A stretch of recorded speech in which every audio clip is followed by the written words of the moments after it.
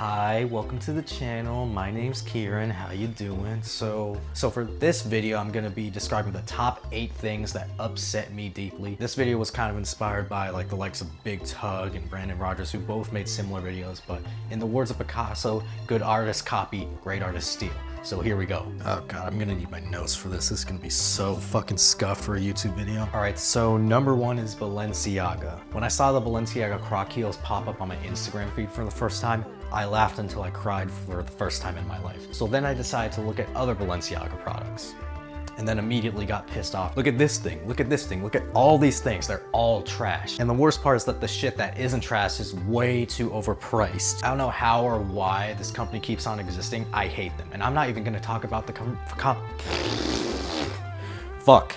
Number 2 is septic tanks. I cannot for the life of me describe how bad the smell of septic tanks are. Oh my God. Imagine the stenches of piss, shit, and spunk all combined into one wretched thing. The first time I got a whiff of one was during a plumbing class field trip, and I nearly vomited when I stuck my head into it. It was so bad, 0 out of 10, don't get into plumbing. Number 3 is pomegranates. You know, those weird looking fruits that look like Clifford's nuts. I don't envy anyone who eats these fruits on a normal basis. They're probably the most annoying fruit you could ever eat in your life. Getting all the seeds out is probably gonna take you at least 10 minutes. I mean, you do get rewarded and all. Pomegranate seeds are pretty bomb, but for me, I just eat strawberries and mangoes. Those fruits are just easy to consume, just like your mother. Next. Anyway, so number 4 is Thinking Putty. Now, to all my ladies out there, Thinking Putty is kind of like your penis. It starts off super firm, stimulating, and brings you joy. Over time, it just becomes like soft, flaccid, and you can't really do anything with this. It's not as exciting. 0 out of 10 toy. I don't know why I keep buying this shit. Next. Number 5 is my former facial hair. Don't have much to say about my facial hair.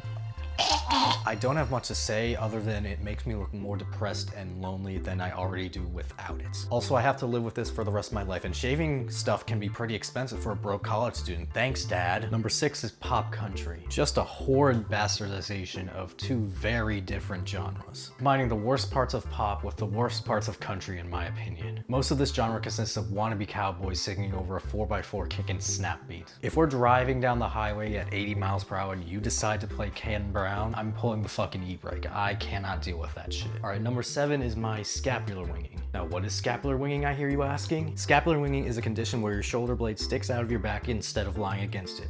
Observe.